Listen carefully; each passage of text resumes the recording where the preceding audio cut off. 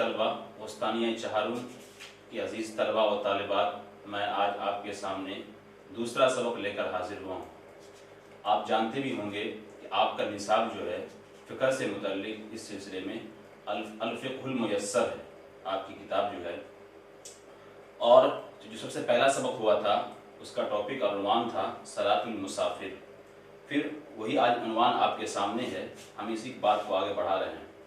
آپ کے پیچھے میں نے بورڈ میں بھی لکھ بھی دیا ہے کہ وسطانیہ چہارم کا کلاس ہوگا اور موضوع ہوگا صلاۃ المسافر۔ مسافر ہم جانتے ہیں کسے کہتے ہیں۔ جب ایک آدمی مقیم نہیں ہوتا ہے، مسافر ہوتا ہے، تو اس کی حالت مختلف ہوتی ہے، شریعت کے احکام اس پر مختلف ہو جاتے ہیں۔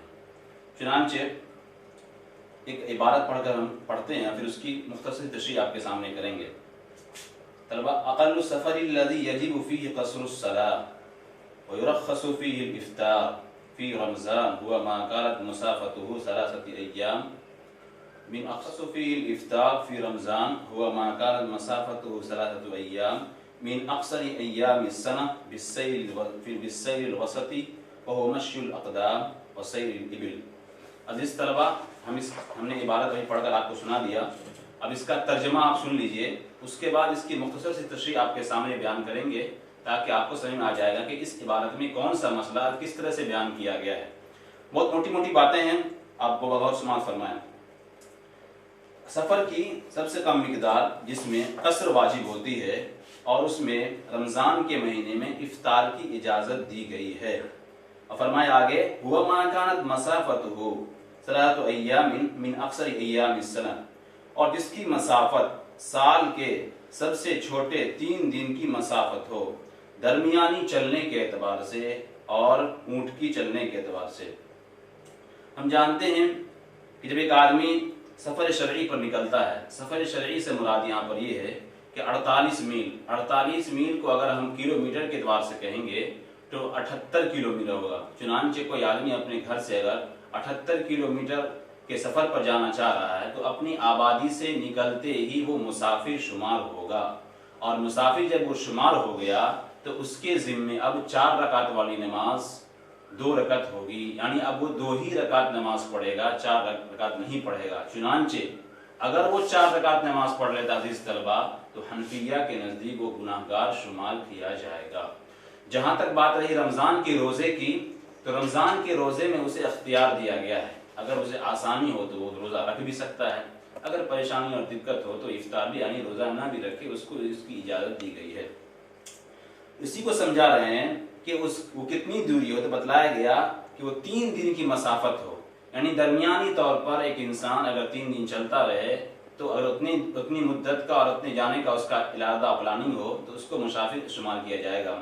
اسی طرح اگر 3 دن اونٹ چلتا رہے، یہ تو پہلے زمانے کے اعتبار سے کہا گیا ہے، چنانچہ اگر 48 میل یعنی 78 کلومیٹر کوئی ریل گاڑی سے جائے یا 4 ویلر سے جائے تو 1 گھنٹے 2 گھنٹے میں پہنچ جائے گا، تب بھی وہ مسافر شمار ہوگا۔ ایسا نہیں کہ وہ 3 دن چلتا رہے بائک سے یا 4 ویلر سے یا ٹرین سے یا ہوائی جہاز سے تو لوگ 78 کلومیٹر آدھے گھنٹے میں پہنچ جائے گا، 15 منٹ میں پہنچ جائے گا۔ تو اسی فرمایا من، آگے صاحب کتاب فرما رہے ہیں جس طلبہ، من قطع مسافت 3 ایام فی ساعت، کہ جو شخص 3 دن کی مسافت 1 گھنٹے میں طے کر لے، کوئی آدمی اگر 78 کلومیٹر 1 گھنٹے میں چلا جائے کسی سواری سے، کسی تیز رفتار گاڑی سے، آگے اس کی مثال بیان فرما رہے ہیں صاحب کتاب، مثال کے طور پر علی مرکب سریع، وہ کسی تیز رفتار گاڑی پر ہو، جیسے کہ القطار، جیسے کہ وہ ٹرین پر ہے، والطائرہ، یا ہوائی جہاز پر ہے، تو اس پر بھی قصر واجب ہوگا۔ صرف 3 دن کی مسافت کی مقدار وہ طے کر لے، ایسا نہیں کہ 3 دن چلنا ہے، چاہے وہ پیدل چلے یا ٹرین سے چلے یا ہوائی جہاز سے چلے، یہ مراد نہیں ہے۔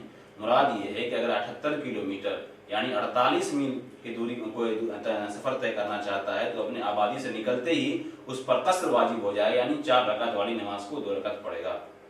آگے فرما رہے ہیں خود صاحب کتاب، القصر واجب علی المسافر، کہ مسافر پر قصر ہی واجب ہوگا، یہ حنفیہ کا مسلک ہے۔